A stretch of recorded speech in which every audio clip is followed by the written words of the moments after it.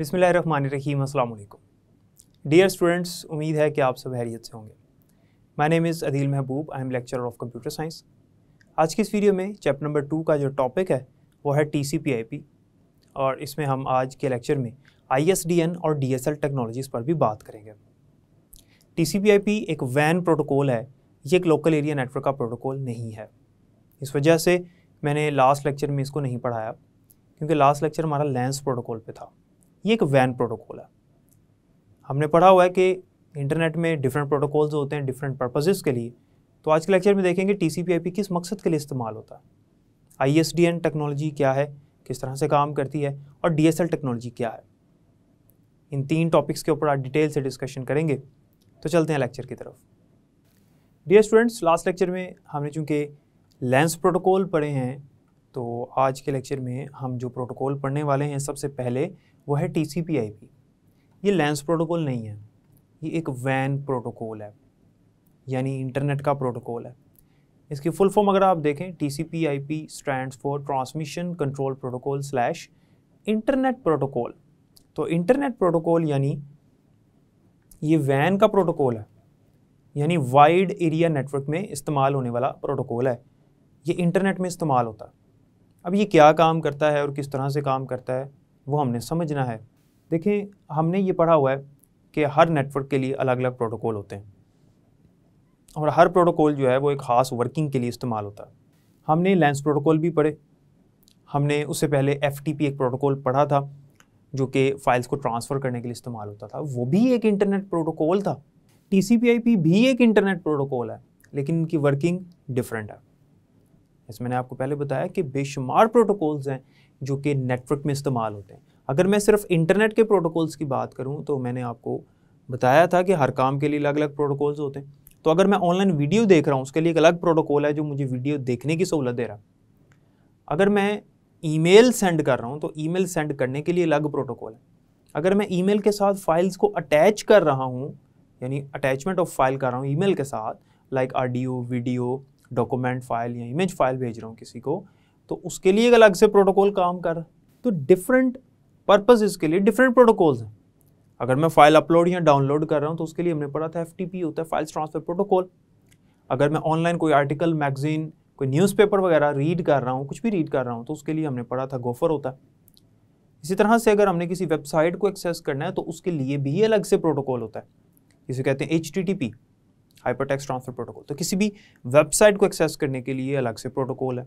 हम इंटरनेट पे कोई भी काम कर रहे हैं, याद रखिएगा हमारा कंप्यूटर जो है वो रूल्स एंड रेगुलेशंस को फॉलो करते हुए ही वो काम कर रहा है, और वो जो रूल्स एंड रेगुलेशंस हैं उन्हीं को तो प्रोटोकॉल कहते हैं।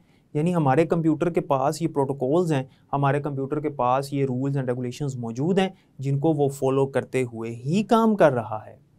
तो हर काम को करने के लिए अलग से प्रोटोकॉल होता है। इसी तरह से आज का जो हमारा प्रोटोकॉल है, जिसका नाम है ट्रांसमिशन कंट्रोल प्रोटोकॉल या इंटरनेट प्रोटोकॉल, ये ऐसा प्रोटोकॉल है जो एक ख़ास मकसद के लिए है। अब देखते हैं कि इसकी वर्किंग क्या है और ये इंटरनेट में किस तरह से इस्तेमाल हो रहा है। देखें, कुछ प्रोटोकॉल्स ऐसे होते हैं जो कि असेंशियल प्रोटोकॉल्स हैं, जिनके बगैर हमारा गुजारा नहीं है। यानी इंटरनेट में जितने भी कंप्यूटर्स हैं सब के ऊपर वो इंस्टॉल होना चाहिए, उसके बगैर गुजारा नहीं हो सकता। जिस कंप्यूटर पे नहीं होगा उस कंप्यूटर पे इंटरनेट नहीं चलेगा। कुछ ऐसे प्रोटोकॉल्स होते हैं, और कुछ ऐसे होते हैं कि अगर ना भी हो तो उसका जो स्पेसिफिक काम है उस प्रोटोकॉल का वो नहीं होगा, लेकिन बाकी इंटरनेट तो यूज़ वो कर ही सकता। तो इंटरनेट यूज़ करने के लिए, इंटरनेट अपने कंप्यूटर में इस्तेमाल करने के लिए आपके कंप्यूटर में TCP/IP लाजमी होना चाहिए। अगर हमने इंटरनेट में कनेक्ट होना है तो हमें अपने कंप्यूटर पे ये इंश्योर करना पड़ेगा कि TCP/IP है या नहीं है। वैसे ये हुआ होता है, मैंने आपको पहले भी बताया था कि जब हम अपना इंटरनेट ब्राउज़र इंस्टॉल करते हैं तो या ऑपरेटिंग सिस्टम करते हैं तो ये जो एसेंशियल प्रोटोकॉल्स हैं ये साथ ही हो जाते हैं। हमने कभी किया नहीं है, पहले से होता है, लेकिन ये होना चाहिए। यहाँ पे चूँकि हम इसकी वर्किंग पढ़ रहे हैं तो हम ये देख रहे हैं कि ये एक लाजमी प्रोटोकॉल है, इसके बगैर इंटरनेट यूज़ ही नहीं हो सकता। एक प्रोटोकॉल है जिसके ज़रिए से हम चैटिंग कर रहे हैं, अगर वो प्रोटोकॉल ना हो तो हम सिर्फ चैट नहीं कर सकेंगे, बाकी काम कर सकेंगे। वैसे वो भी हुआ होता है हमारे कंप्यूटर में, सिर्फ मिसाल दे रहा हूँ। लेकिन ये ऐसा प्रोटोकॉल है जिसके बगैर इंटरनेट इस्तेमाल ही नहीं हम कर सकते। हमारा कंप्यूटर इंटरनेट के साथ कनेक्ट ही नहीं हो सकता। इंटरनेट का जो अरीना है, इंटरनेट का जो वर्ल्ड है, उसके अंदर एंटर नहीं हो सकता। ये एक ऐसा प्रोटोकॉल है। तो उसने मेंशन किया हुआ बुक में कि ये एक ऐसा प्रोटोकॉल है जो हर उस कंप्यूटर के ऊपर इंस्टॉल होना चाहिए जो कंप्यूटर इंटरनेट के साथ कनेक्टेड है। अगर एक कंप्यूटर इंटरनेट के साथ कनेक्टेड है, बाकी जो उसकी जो इंस्टॉलेशन है बाकी सारी कंप्लीट है, वायर्स भी उसके साथ कनेक्टेड हैं, इंटरनेट कनेक्शन भी है, लेकिन अगर TCP/IP नहीं है तो वो इंटरनेट यूज़ नहीं कर सकता, ना उसको मैसेज आ सकता है, ना ही वो किसी को मैसेज भेज सकता है। उसकी वजह क्या है? TCP/IP हर कंप्यूटर पे इंस्टॉल होना क्यों ज़रूरी है? इसकी वर्किंग क्या है? याद रखिएगा स्टूडेंट्स, इसकी वर्किंग ये है कि ये हर कंप्यूटर को आइडेंटिफाई करता है सेपरेटली। TCP/IP के पास एक ऐसा मैकेनिज़्म होता है कि ये हर कंप्यूटर की इंटरनेट के ऊपर पहचान करवाता है। अगर हमारे कंप्यूटर की इंटरनेट पे पहचान नहीं है तो हमारा कंप्यूटर जो है वो इंटरनेट में एंटर ही नहीं हो सकता, क्योंकि उसकी शनाख्त नहीं है। याद रखिएगा, हम इस ज़मीन पर रहते हैं तो हमारे घर हैं, हर घर का एक ख़ास एड्रेस होता है जिससे उस घर की पहचान होती है। हम मोबाइल फ़ोन यूज़ करते हैं तो हमारे मोबाइल फ़ोन्स के स्पेसिफिक IMEI नंबर होते हैं, यूनिक होते हैं। यूनिक से मुराद डुप्लीकेट नहीं हो सकते दो फ़ोन्स के IMEI नंबर, जिससे उस मोबाइल की पहचान होती है, उस मोबाइल को आइडेंटिफाई किया जाता है। हम अगर मोबाइल नेटवर्क इस्तेमाल कर रहे हैं यानी सिम है हमारे पास, तो सिम का एक ख़ास नंबर होगा, वो एक कोड है उसका एक्चुअली, जिसके ज़रिए से लोग हमें अप्रोच करते हैं या हम किसी को मैसेज या कॉल करें तो वो नंबर उसको जाता है, वो हमारा एड्रेस है जो उसको शो होता है। तो इंटरनेट में भी इसी तरह से है कि जब हमारा कंप्यूटर कनेक्टेड है इंटरनेट के साथ तो उसका एक ख़ास एड्रेस होना चाहिए, उसकी एक पहचान होनी चाहिए, उसकी शिनाख्त होनी चाहिए, उसको आइडेंटिफाई करना ज़रूरी है। तो TCP/IP के पास एक ऐसा मैकेनिज़्म होता है कि इंटरनेट में मौजूद जितने भी कंप्यूटर्स हैं, जिस टाइप के भी कंप्यूटर्स हैं, वो उनकी शनाख्त करवाता है, उनको आइडेंटिफाई करवाता है सेपरेटली, यानी हर कंप्यूटर को अलग अलग आइडेंटिफिकेशन प्रोवाइड करता है। इवन के अगर एक घर में एक इंटरनेट कनेक्शन लगा हुआ है और घर में 10 कंप्यूटर्स हैं, वो एक इंटरनेट कनेक्शन को ही यूज़ कर रहे हैं, इसके बावजूद हर कंप्यूटर की अपनी अपनी आइडेंटिफिकेशन होगी सेपरेटली। ऐसा नहीं है कि इंटरनेट कनेक्शन एक है तो सबकी एक ही आइडेंटिफिकेशन है, नहीं, हर कंप्यूटर जो है उसकी अपनी आइडेंटिफिकेशन होगी, अपनी शनाख्त होगी, अपनी पहचान होगी, हर एक को एक अपना एक कोड मिला होगा, ठीक है, जिसे IP एड्रेस भी कहते हैं। इसके ऊपर डिस्कशन आगे जाके करेंगे। तो TCP/IP जो है वो आइडेंटिफिकेशन करवाता है हर कंप्यूटर की नेटवर्क में सेपरेटली। एक और बात उसने मेंशन की है, वो कहता है कि अगर हम इंटरनेट की बात करते हैं तो इंटरनेट में एक ही तरह का कंप्यूटर तो नहीं ना होता, माइक्रो कंप्यूटर्स भी होते हैं, सुपर कंप्यूटर्स भी होते हैं, मेन फ्रेम कंप्यूटर्स भी होते हैं, मिनी कंप्यूटर्स भी होते हैं। अब ये इन कंप्यूटर्स के नेम्स बुक में मेंशन है, तो मैं आपको थोड़ा थोड़ा इनके बारे में बता देता हूँ कि ये कंप्यूटर्स क्या होते हैं।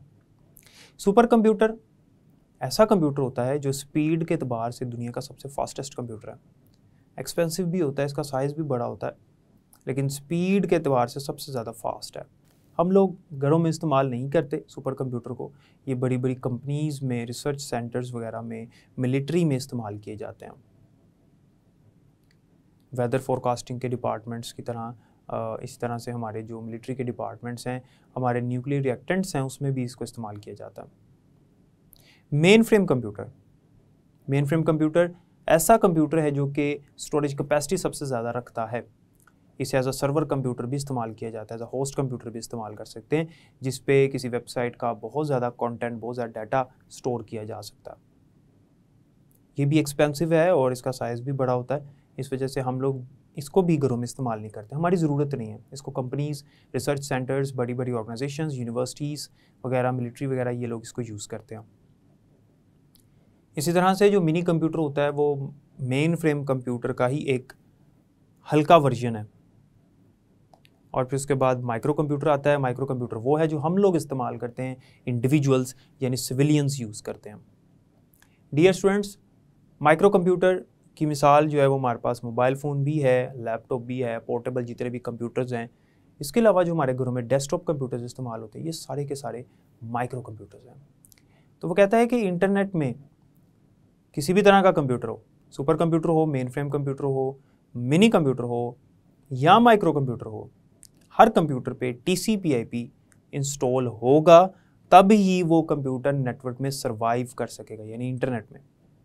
इंटरनेट में वो तब ही काम कर सकेगा जब उसके ऊपर TCP/IP प्रोटोकॉल इंस्टॉल्ड है। TCP/IP अगर उस पर नहीं है तो वो नेटवर्क में यानी इंटरनेट में काम ही नहीं कर सकता, ना उसको मैसेज आ सकता है, ना ही वो किसी को मैसेज भेज सकता है। तो ये होता है TCP/IP। तो ये चूंकि एक वैन प्रोटोकॉल था इसलिए लास्ट लेक्चर के साथ मैंने इसको कंबाइन नहीं किया। हमारे पास जो लैंस प्रोटोकॉल थे वो 3 ही थे, जिसमें हमने एक ईथरनेट पढ़ा, दूसरा हमने टोकन रिंग और तीसरा हमने ARC नेट पढ़ा था। इसी टॉपिक के साथ उसने आगे TCP/IP लिखा हुआ है, लेकिन ये चूंकि एक वैन प्रोटोकॉल है इसलिए इसको मैं अलहदा से इस लेक्चर में पढ़ा रहा हूँ आपको। वो लैंस प्रोटोकॉल वाला टॉपिक वहाँ तक था। TCP/IP के बाद नेक्स्ट हमारे पास एक स्टैंडर्ड है, एक टेक्नोलॉजी है, ये भी इंटरनेट में इस्तेमाल होती है। इसका नाम है ISDN। ISDN की फुल फॉर्म होती है इंटीग्रेटेड सर्विसेज डिजिटल नेटवर्क। ये एक इंटरनेशनल स्टैंडर्ड है ये, जिसका ये काम है कि ये हैंडल करता है, कंट्रोल करता है नेटवर्क के अंदर वॉइस डाटे को, वीडियो डाटे को, इमेज डाटे को या डिफरेंट तरह की फाइल्स को मैनेज करता है, हैंडल करता है, कंट्रोल करता है कि इन तमाम फाइल्स को साइमल्टेनियसली यानी एट द सेम टाइम किस तरह से सेंड करना है, किस तरह से इनको मैनेज करना है। ये एक ऐसा स्टैंडर्ड है जो हमें अलाउ करता है कि हम इंटरनेट में multiple types of files at the same time send कर सकें। ये एक ऐसा स्टैंडर्ड है जो कि डिजिटल सिग्नल्स को कंट्रोल करता है, यानी हमारे डाटे को डिजिटल सिग्नल्स में सेंड करता है, और जो बाकी एनालॉग कनेक्शंस हैं उनकी निस्बत ये फास्ट और रिलायबल है। ISDN जो है ये twisted wire pair telephone wire जो होती है उसके साथ कनेक्टेड होता है, यानी ये वो टेक्नोलॉजी है जो टेलीफोन वायर को यूज़ करती है और वो ट्विस्टेड पेयर केबल में भी आती है, और इस वायर के ऊपर से ही ये हमारे बहुत सारा डाटा, डिफरेंट टाइप्स का डाटा साइमल्टेनियसली सेंड करने की सलाहियत रखती है। ये ऐसी टेक्नोलॉजी है, इसे कहते हैं ISDN। ISDN टेक्नोलॉजी पहले इस्तेमाल होती थी, अब इस्तेमाल नहीं होती, क्योंकि इससे भी बेहतरीन टेक्नोलॉजी आज हमारे पास मौजूद है। ये अपने टाइम की फास्ट टेक्नोलॉजी तो थी, फास्ट इंटरनेशनल स्टैंडर्ड था, इंटरनेशनल लेवल पर इस्तेमाल होने वाला स्टैंडर्ड था, लेकिन अब जो है वो इस्तेमाल नहीं होता, क्योंकि अब इसके अल्टरनेट आ चुके हुए हैं जो कि बहुत ज़्यादा स्पीड रखते हैं और इससे बेहतरीन अंदाज में चीज़ों को हैंडल करने के बारे में जानते हैं। आपकी जो टेक्नोलॉजीज़ हैं वो ISDN की निस्बत बहुत बहुत बहुत बेहतर हैं, इस वजह से इसको इस्तेमाल नहीं किया जाता। ये अपने टाइम पे तो फास्ट था, लेकिन आज अगर हम देखें तो ये फास्ट नहीं होगा, क्योंकि अब हम जिस मॉडर्न वर्ल्ड में रह रहे हैं यहाँ पर इंटरनेट की स्पीड बहुत ज़्यादा हो चुकी है, जिसको ISDN मैनेज कर ही नहीं पाएगा। इसके लिए हमारे पास जो नेक्स्ट अल्टरनेटिव आया इसका ISDN का, जो नेक्स्ट अल्टरनेट आया वो था DSL। DSL आज भी इस्तेमाल होती है टेक्नोलॉजी। DSL एक ऐसी टेक्नोलॉजी है, सबसे पहले तो DSL की फुल फॉर्म देखते हैं। DSL की फुल फॉर्म होती है डिजिटल सब्सक्राइबर लाइन। ये बोर्ड में MCQ के तौर पे आ चुका है। DSL एक ऐसी टेक्नोलॉजी है जो ISDN का एक बड़ा पॉपुलर, बड़ा मशहूर अल्टरनेटिव है। ये भी एक फास्ट टेक्नोलॉजी है और एग्जिस्टिंग टेलीफोन लाइन के ज़रिए से ही, जो हमारी एग्जिस्टिंग टेलीफोन लाइन है, जो हमारे पास टेलीफोन लाइन लगी है, उसी को यूज़ करते हुए ये हमें फैसिलिटी देता है कि हम voice, video etcetera different types का डाटा जो है वो सेंड कर सकें। अब होता ये है कि DSL टेक्नोलॉजी ऐसी टेक्नोलॉजी है जिसमें होता ही है कि डाटा हमारा जब सेंड होना है एग्जिस्टिंग टेलीफोन वायर के ऊपर से, तो जो टेलीफोन वायर है वो एनालॉग सिग्नल्स को कंट्रोल करती है, और जो हमारा डाटा होता है बेसिकली जो हमारे कंप्यूटर से निकलता है वो 0-1 की फॉर्म में होता है, यानी डिजिटल सिग्नल्स में होता है। अब इनमें ज़रा फ़र्क समझिएगा। डिजिटल सिग्नल्स होते हैं 0 और 1 की फॉर्म में, 0 1 1 0 इस फॉर्म में डिजिटल सिग्नल्स होते हैं ऑन ऑफ की स्टेट में, जबकि एनालॉग सिग्नल्स होते हैं कॉन्टीन्यूस वेव फॉर्म में। सिग्नल्स हो सकते हैं वो वायरलेस सिग्नल्स हो सकते हैं, माइक्रोवेव सिग्नल्स हो सकते हैं, या वायर, चूँकि हम यहाँ पे वायर की बात करें एग्जिस्टिंग टेलीफोन वायर की, तो टेलीफोन वायर पे एनालॉग सिग्नल्स ट्रैवल करते हैं, एनालॉग कनेक्शन होता है वो। तो हमारा डाटा जो है वो 0-1 की फॉर्म में वायर के ऊपर से, टेलीफोन वायर के ऊपर से फ्लोट नहीं कर सकता। इसके लिए हमें मॉडेम्स की ज़रूरत पड़ती है, यानी अगर हम DSL टेक्नोलॉजी को यूज़ करें तो हमें इसके साथ मॉडेम्स की ज़रूरत पड़ेगी। यही वजह है कि आज हमारे जो ISPs होते हैं, ISP क्या होता है? Internet service provider. वो कंपनी, वो अदारा, वो ऑर्गेनाइजेशन जिससे हमने इंटरनेट की फैसिलिटी ली हुई है, जो हमें इंटरनेट दे रहा है, हमारा लोकल ISP हो सकता है वो, ठीक है। लाइक अगर हम मोबाइल पे जो भी हमारा मोबाइल नेटवर्क है, अगर हम उनका इंटरनेट इस्तेमाल कर रहे हैं तो वो हमारे ISP हैं, जिससे भी हमने इंटरनेट लिया हुआ है वो हमारे ISP हैं। तो हमारे जो ISPs होते हैं वो हमें मॉडेम्स प्रोवाइड करते हैं अगर हम घरों में इंटरनेट लगवाएं तो, क्योंकि वो हमें DSL टेक्नोलॉजी प्रोवाइड करते हैं, और DSL टेक्नोलॉजी के लिए मॉडेम्स की ज़रूरत होती है। डिफरेंट मॉडेम्स जो हैं वो डिफरेंट टेक्नोलॉजीज़ में इस्तेमाल होते हैं। तो हमारे जो ISPs हैं वो हमें मॉडेम्स प्रोवाइड करते हैं, इसी वजह से प्रोवाइड करते हैं ताकि हमारा डाटा डिजिटल से एनालॉग में कन्वर्ट हो सके, यानी 0-1 के फॉर्मेट से निकल के वो एनालॉग सिग्नल यानी कॉन्टिन्यूस वेव फॉर्म में कन्वर्ट हो सके और वायर के ऊपर से ट्रैवल हो के आगे रिसीवर तक पहुंच सके। और क्या आपको पता है कि जो रिसीवर कंप्यूटर है वो तो समझता है 0-1 को, तो वहाँ पर भी मॉडेम का होना ज़रूरी है, जो कि इन एनालॉग सिग्नल्स को दोबारा से कन्वर्ट कर लेगा डिजिटल सिग्नल्स के अंदर। So this is the working of modem actually. तो मॉडेम एक्चुअली यही काम कर रहा है ना, कि डिजिटल से एनालॉग और एनालॉग से डिजिटल में कन्वर्ट कर रहा है। जब हमारे कंप्यूटर से डाटा निकलेगा तो वो 0-1 के फॉर्मेट में होगा, यानी डिजिटल में होगा, लेकिन जब उसने टेलीफोन वायर के ऊपर से फ्लो करना है तो उसको एनालॉग में कन्वर्ट होना उसके लिए ज़रूरी है, उसके लिए मॉडेम ज़रूरी है। यहाँ पे मॉडेम इस्तेमाल होगा। जब रिसीवर कंप्यूटर पे पहुँचेगा तो वहाँ एनालॉग सिग्नल्स पहुँचे तो उसके कंप्यूटर में डाटा एंटर होना ज़रूरी है, तो उसके लिए वहाँ पर भी मॉडेम होगा जो कि एनालॉग सिग्नल से दोबारा से कन्वर्ट करेगा डिजिटल सिग्नल्स के अंदर, और फिर उसको मैसेज शो हो सकेगा क्योंकि वो कंप्यूटर में आ गया। तो DSL एक ऐसी टेक्नोलॉजी है जिसमें हमने देखा कि इसको मॉडेम की ज़रूरत है, लेकिन इसके बावजूद ये ISDN की निस्बत जो है वो बहुत ज़्यादा बेहतर है, इसलिए आज भी हम DSL टेक्नोलॉजी को इस्तेमाल करते हैं। हमारे जो ISPs होते हैं वो हमें DSL टेक्नोलॉजी ही प्रोवाइड कर रहे होते हैं, और इससे इंटरनेट बड़ा फास्ट भी चल रहा होता है क्योंकि मॉडेम्स वहाँ पे लग जाते हैं जो कि इसके अंदर डाटा को ट्रांसफ़र करने में हेल्प करते हैं। मॉडेम्स की स्पीड भी बहुत ज़्यादा है, तो DSL जो टेक्नोलॉजी है, जो इसके अंदर डिवाइसेस इस्तेमाल होती हैं, उनकी स्पीड भी बढ़ा दी गई है। सो ये भी एक टेक्नोलॉजी है जो आज के दौर में इस्तेमाल हो रही है। इससे पहले जो टेक्नोलॉजी थी वो ISDN थी। तो हमने TCP/IP के बारे में जिक्र किया कि TCP/IP क्या होता है, ट्रांसमिशन कंट्रोल प्रोटोकॉल और इंटरनेट प्रोटोकॉल। ये एक इंटरनेट का प्रोटोकॉल था, इसलिए इसको पिछले लेक्चर के साथ मर्ज नहीं किया, मैंने इसके साथ ही नया लेक्चर शुरू किया। और फिर ISDN एक टेक्नोलॉजी है, उसके बाद हमने DSL टेक्नोलॉजी के बारे में पढ़ा जो ISDN के बाद आई, और इसमें हमने पढ़ा कि ये ISDN का एक बेहतरीन और बड़ा पॉपुलर अल्टरनेटिव है। उम्मीद है कि इस लेक्चर की आपको समझ आई होगी। डियर स्टूडेंट्स, तो जैसा कि आपने देखा कि TCP/IP प्रोटोकॉल जो है ये कितना ज़रूरी प्रोटोकॉल है इंटरनेट के लिए। आपको इसके बारे में अंदाज़ा हो गया कि जिन कंप्यूटर्स पे TCP/IP नहीं होगा वो कंप्यूटर्स इंटरनेट के साथ कनेक्ट नहीं हो सकेंगे। उसकी वजह क्या है वो भी हमने पढ़ ली, क्योंकि हर कंप्यूटर जो है वो आइडेंटिफाई नहीं हो सकेगा, और आइडेंटिफिकेशन होना ज़रूरी है। फिर हमने ISDN टेक्नोलॉजी पढ़ी, इंटीग्रेटेड सर्विसेज डिजिटल नेटवर्क, और फिर हमने DSL टेक्नोलॉजी के बारे में डिस्कशन की जिसमें मॉडेम्स की ज़रूरत होती है। और आपने देखा कि आज हम DSL टेक्नोलॉजी इस्तेमाल करते हैं, हमारे जो ISPs हैं वो हमें DSL टेक्नोलॉजी प्रोवाइड करते हैं। उम्मीद है कि आज के लेक्चर की आपको समझ आई होगी। इसे बुक से ज़रूर रीड कीजिएगा, बाकी इंशाल्लाह नेक्स्ट लेक्चर में पढ़ेंगे। तब तक के लिए मुझे इजाज़त दें, अपना बहुत ख्याल रखिएगा। अल्लाह हाफ़िज़।